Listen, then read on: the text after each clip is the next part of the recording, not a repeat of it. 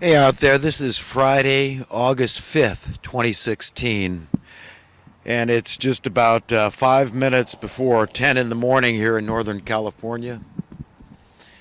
And today I wanted to get into current events and talk about everybody's responsibility in the tolerating, the acceptance of a corrupt system, how we're all culpable to some degree. And there's no room for the division that's being foisted upon the people uh, deliberately by the mainstream media, who we all know by now is reading off the same script. We've all seen those clips where, one station after another of these, the most popular mainstream media channels like NBC, CBS, Fox, CNN, and on, all the big name mainstream media stations, are all saying essentially the same thing. Sometimes they'll switch the words around a little bit, the reporters, but they're all obviously reading off the same syndicated script. So we all have to wonder, where that script originates from, who's telling them to do these things. We all know it's high-powered people. And we all know that they have an agenda. And what that agenda is very important to understand.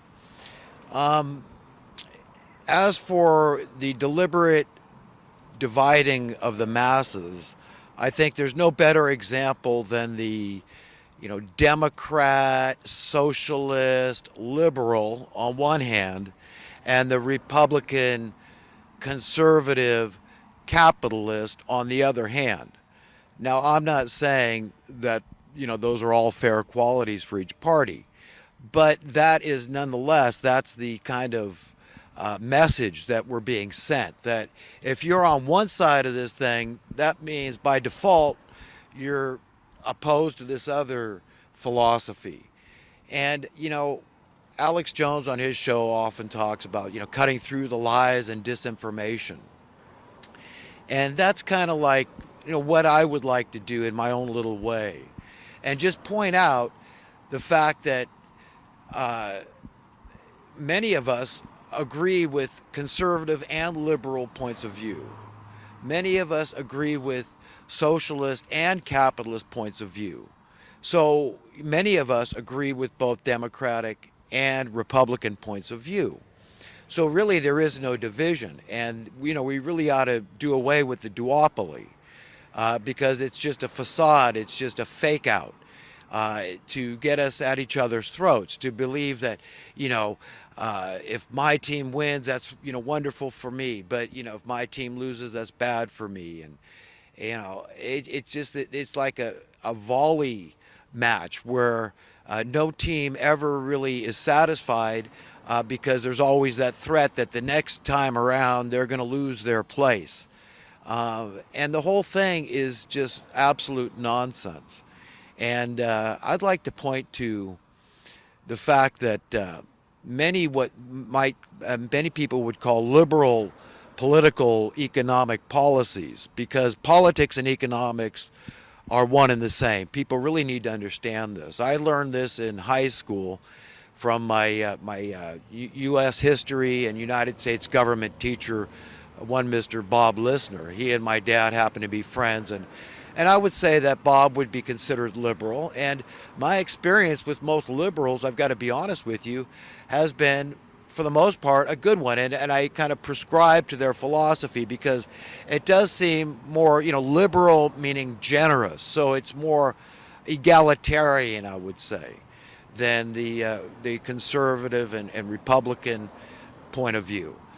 But it's all conflated now. It's all mixed up, and it's all therefore nebulous and confused. And it's easy to be ignorant about basic issues. And that's where I think we are at this point in our evolvement, if that's what you want to call it, societal evolvement. And it's a real mess, and it's a real conundrum, and we've all got to face it. And we've all got to say, look, do I really want the problem solved? This is a major question we all have to ask ourselves, because understand this, if you start solving societal ills, there's going to be mass unemployment. And what do I mean by that?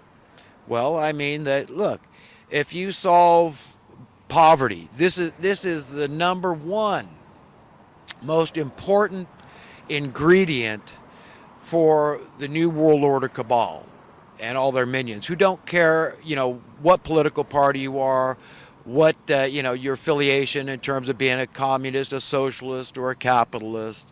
They don't care if, you lean toward conservatism or liberalism. Okay, these people just want to get their way. They want to push their agenda through. So they've basically got us exactly where they want us right now. And not understanding, we really don't. And we're disempowered because of that. And there's all this mass confusion. It's very demonic, is what it is. And we have to understand that they have intentionally belittled us. They want us narrow-minded, small-minded, short-sighted. They don't want us to see the big picture. They don't want us to understand some fundamental facts that, like I pointed out, that this poverty issue is critical. Poverty could be ended tomorrow, okay? That's a matter of fact. It's all math. It could be ended tomorrow. There's no real need for poverty. If you ended poverty, some people would say, well, wait a minute, it's not hard enough for these people, and they're getting soft. I hear Alex Jones and some of his guests talk about this, and that this is the problem. But so many of these people themselves, they're well-to-do, they're well-heeled, they're financially secure, let's say. And so, that's where they're coming from. And, they want to say, well, it was good because I went through this difficulty and that difficulty, and I prescribed to what, Victor Hugo stated when he said, prosperity makes monsters and, adversity makes men. So, you want to empathize with the plight of the downtrodden, basically is what they're saying. And if you get too soft, you're not going to be able to do that. But it's all relative, okay? Because there's so many people in high positions that were born with a silver spoon in their mouths. They don't know.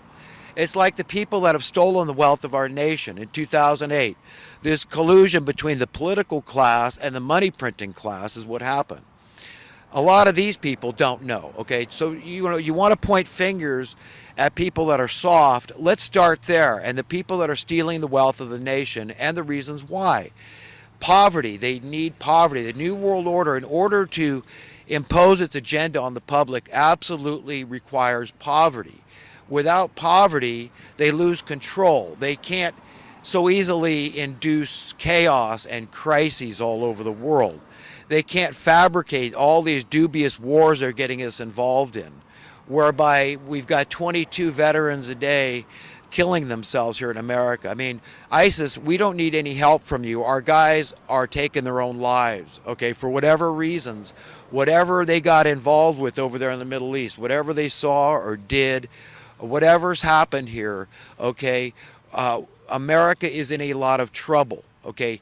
America today admits, okay, that's the people. America is the people of America admits, the vast majority admit that the going into Iraq was a huge mistake. So we're sorry, okay? We're sorry we did these things. It's the banksters that were behind this. It's like the Wall Street, the beast, okay? You've got to see this as spirit. No individual is any more guilty than the other. We've all tolerated this. Like I started this video talking about how we're all tolerating this. All of us have to accept some responsibility for what we've let happen here. But about perspective, I mean, if we're all born into a planet where it's understood, look, God is ruling this world and money has no role. We simply don't need it, okay? We just don't need money. We want prosperity, okay? We want prosperity because this is what God wants. That's what's normal, that the earth is very rich, and God gave us the wherewithal to expand on that wealth and to do stuff with all the natural resources he gave us. We've been able to build all the technological advancements, okay, all the industrialization, all the infrastructure out there has all come because God first gave us a brain. That's the wherewithal, and hands and feet. He made us capable of doing these things and refining what He's given us. So this is a very natural progression that humanity expands on what the wealth that God gave us. So the idea that we could have universal prosperity, full prosperity tomorrow, is not so far out at all, okay? It's a matter of fact. If there's plenty of stuff, forget money. Let's say there's no money at all in existence. If there's plenty of stuff and there's plenty of people willing to go out there and work the factory jobs, to do what they do without being coerced, without being forced, without being beaten, then why not have it that way? How can you, without being hypocritical, say, well, I think that, their lot should be hard and, that's okay because what they do is unskilled, or, whatever the case may be, whatever kind of rationalization, whatever kind of bizarre logic you want to impose on somebody else, you got to remember fundamentally that you've got to live by the golden rule. If you're not abiding by the golden rule in your life, then you're nobody in my mind. Last week I was talking about, who I am, how when I was 17 I got all existential and philosophical and, and I was asking myself these very profound questions about, what makes me who I am? What's it all about? And, that's so important to understand. It's about our beliefs, what we really think about stuff. Those are the things that we'll fight and die and kill for.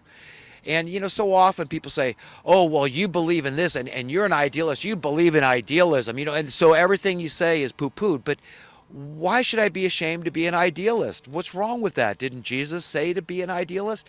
If you're not an idealist, by default, you believe in compromise. You say, oh, well, I believe in taking things this far in the system, and as long as we get tax relief that benefits me, then I'm happy with whoever's in the political office, and this is enough to stimulate the economy to the degree I think it should be stimulated. And yeah, we'll still have plenty of poverty, and even Jesus said you'll have poverty, you're all the poor you're always going to have, but they never mention the fact that Jesus said those are the ones I want to take my place.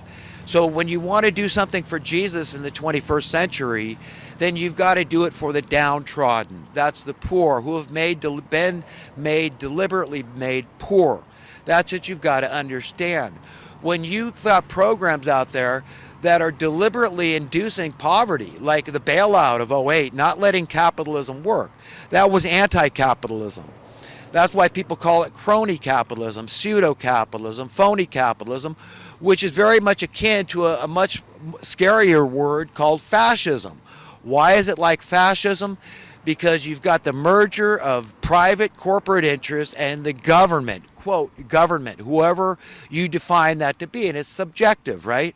Who is the government? Well, the government can be your best friend, or the government can be your worst enemy.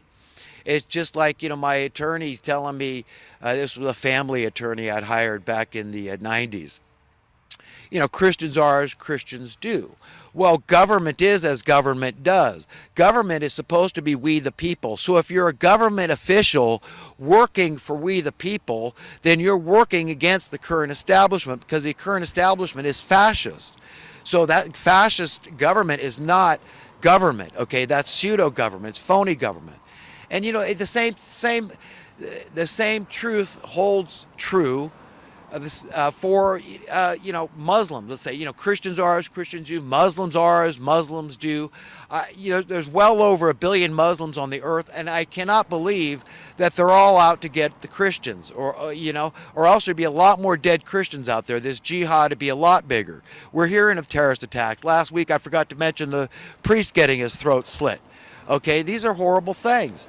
But, these things have been going on through history. But we know that we've got the bankers in there that hate the Muslim culture because they hate usury, they hate borrowing, they hate being in debt, they hate